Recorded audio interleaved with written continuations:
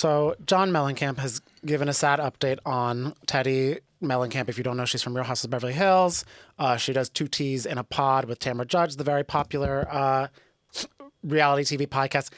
We also have a hunch that maybe she's on The Masked Singer.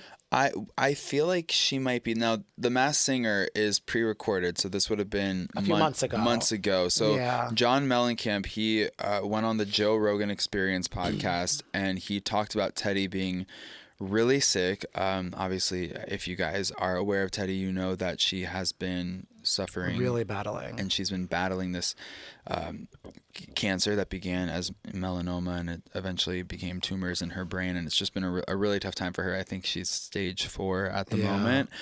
He said it's not fun. She's got cancer in the brain and she's suffering right now. And then he reflected on how, Teddi kind of was growing up as a kid. He said that kid used to call me up and I'd go, Teddi, you can have a thought without asking me if it's, figure it out yourself. So basically, I guess Teddi always looked to him for, not like maybe advice, approval. She really thought highly of her father and always kind of wanted to keep him in the loop. He said, you don't have to ask me for everything, so. And this is it's hard because in last October in 2025, she gave people like a positive update saying the cancer was quote unquote gone. She had her immunotherapy yesterday and it did the scans, and at this point there's no detectable cancer. And she said, I was in a shock. She was numb. I'm still going to be having days when I'm feeling sick and stuff because she's still in immunotherapy.